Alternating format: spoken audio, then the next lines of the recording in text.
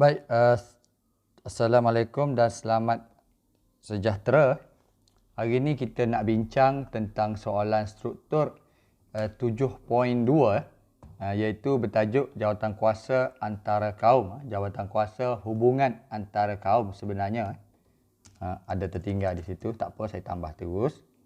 Okey, jawatankuasa hubungan antara kaum. Okey, ataupun dalam bahasa Inggeris kita panggil Communities Liaison Committee. Okay. Dan singkatannya adalah CLC lah. Okay. Jadi kita nak lihat 3 soalan pada hari ini dan macam mana kita nak menjawab soalan ini. Okay. Soalan struktur seperti kita sedia maklum bahawa ia soalan yang bersifat direct. Okay. Bila soalan direct maknanya kamu kena bagi jawapan yang secara jawapan direct lah. Ya. Tanya, bila orang tanya soalan, kita kena menjawab soalan. Kita bukan pergi ke, orang tanya A, kita pergi ke Z dulu. Tidak. Kita bila orang tanya A, kita jawab A. Baik. Jadi kita lihat pada pada soalan yang pertama. Okay, soalan ini menyumbang 2 markah. Okay, di situ ada stimulus sedikit, iaitu pada tahun 1949, jawatankuasa hubungan antara kaum CLC ditubuhkan dengan menghimpunkan pemimpin utama masyarakat pelbagai kaum. Okey. Soalannya ialah situ stimulus. Soalannya ialah namakan 2 anggota jawatankuasa CLC. Okey. So jawatankuasa CLC ini minta ampun lah ya. Ramai sangat. Ada lebih kurang berapa? 14 orang. Okey. Ada 14 orang. Jika kita lihat kalau saya nak namakan memang ramailah. Okey, saya sebut saja. Okey, saya sebut saja pada anda semua. Yang pertama sekali kita ada Sir Malcolm McDonald. Kita ada E.C. Turai Singham. Kita ada Datuk On Jaafar.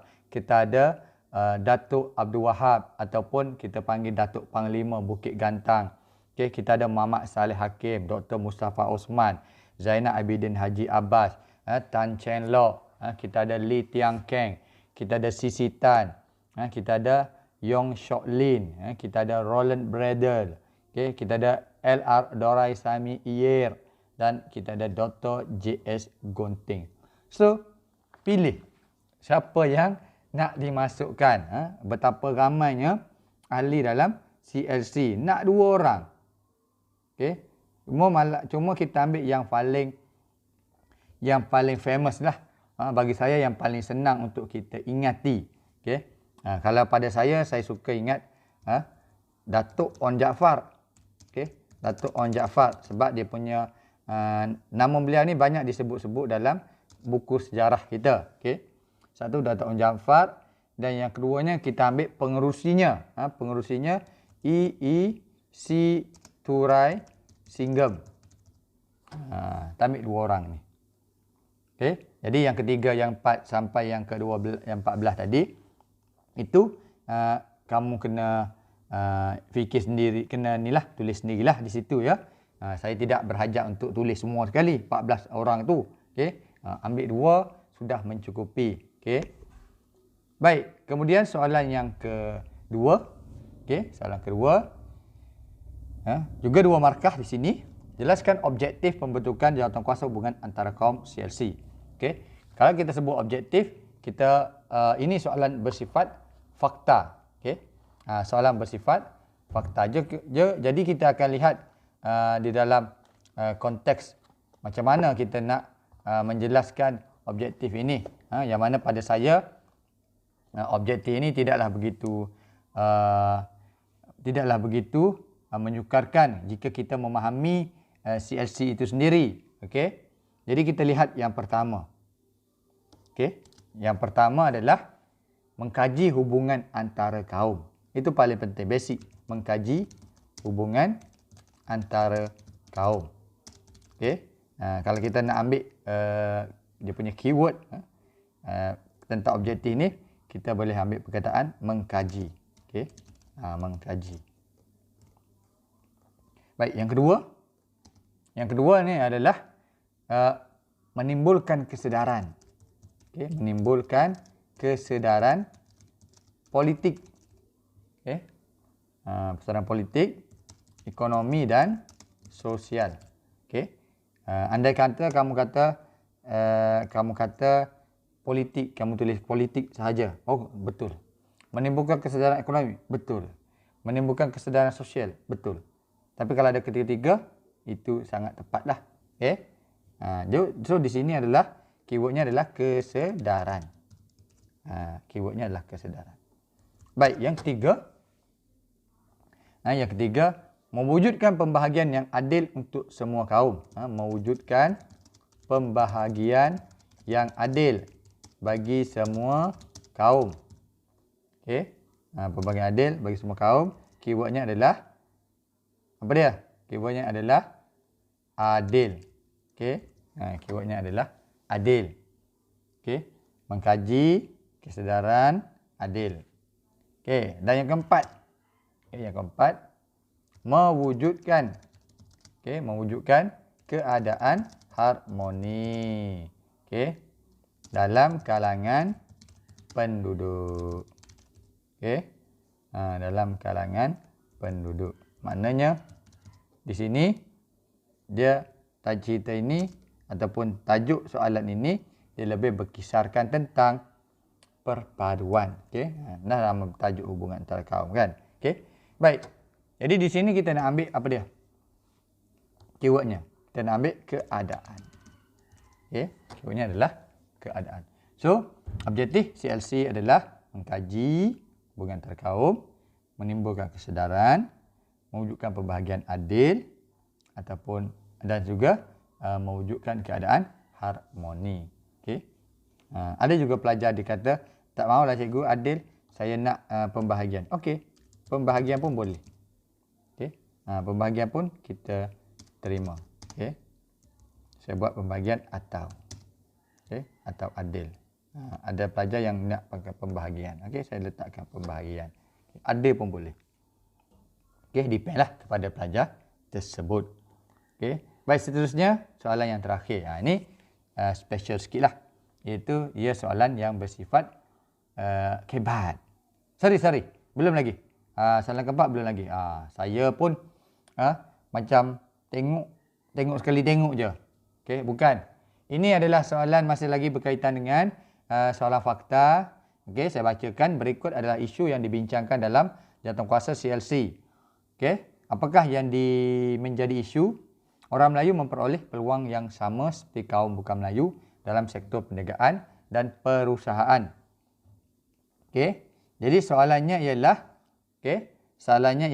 saya belum tulis. Okey. Soalannya berbunyi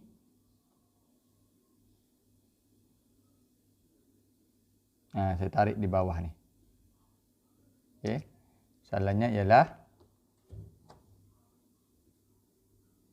bagaimanakah jawatan kuasa ini membantu mengatasi isu tersebut. Okey. Ini berapa markah? Ini juga 2 markah. Okey. 2 markah. Jadi saya bawa yang isu ni ke ni sikit. Biar berada di situ. Okey. So bagaimanakah jawatankuasa ini membantu mengatasi isu tersebut? 2 markah. Bagaimana? Okey. Kita lihat satu-satu. Okey. Yang pertama sekali, CLC dia mengatasi isu ini dengan mencadangkan penubuhan sebuah agensi. Mencadangkan penubuhan sebuah agensi. Okey. Contohnya RIDA. Okey. Ataupun Rural Industries Development Authority ataupun dalam bahasa Melayu, saya tulis bahasa Melayu lah, Lembaga Pembangunan Industri Desa. Macam itu. Okey. Yang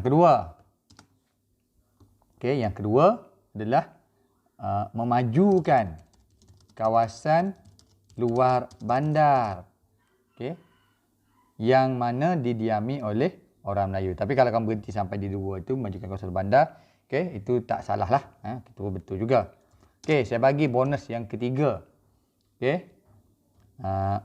Berperanan untuk meningkatkan ekonomi, okey, dan pendidikan orang Melayu. Okey. Ini soalan ketiga. Jawapan yang ketiga. Jawapan bonus lah saya bagi. Okey. Andai kata pelajar kamu nak separatkan, kamu nak asingkan berperanan meningkatkan ekonomi, berperanan meningkatkan pendidikan orang Melayu. Contoh dia nak 4 markah kan, kamu boleh asingkan. So kamu akan dapat markah yang berasingan. So itu dipanggil sebagai teknikal lah.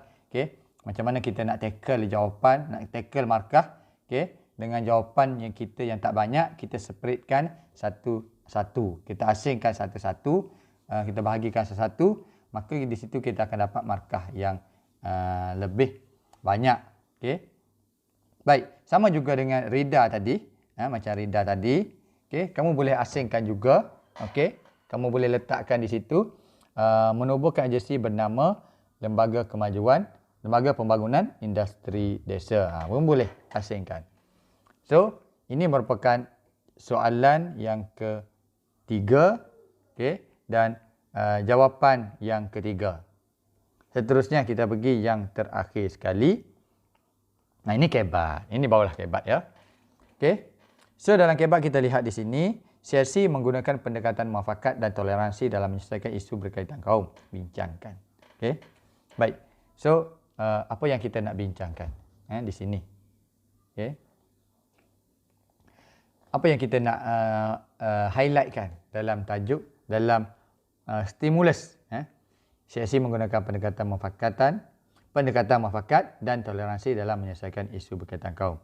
Apa kita nak highlightkan di sini? Okey, baik, yang pertama sekali kita akan lihat di sini adalah semua kaum. Saya tulis di sini.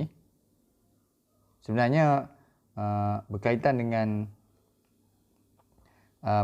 dengan apa tu? Berkaitan dengan perbincangan berkenaan dengan CLC, kita tak boleh lari daripada persefahaman dan juga keharmonian dalam masyarakat. Tapi kita nak lihat yang lebih utama di sini adalah semua kaum dapat memajukan diri bersama. Ini asas yang paling besar sekali lah. Okey, kalau kita nak jawab soalan ini, kita kena lihat benda tu dulu. Okey. Semua kaum dapat memajukan diri bersama. Okey.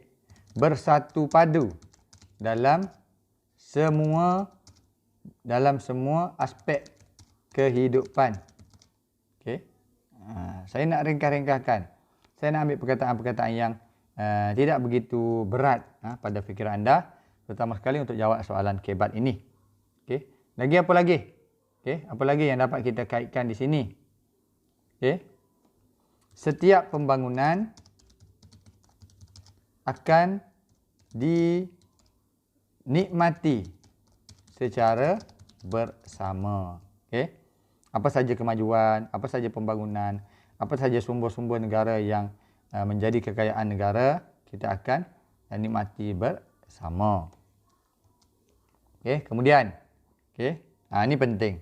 Ini hari inilah memelihara kestabilan politik. Ini ramai pelajar akan jawab. Okey, akan jawablah. Kemudian saya bagi yang kelima. Takut tak cukup. Okey, saya bagi yang kelima. Memastikan pembahagian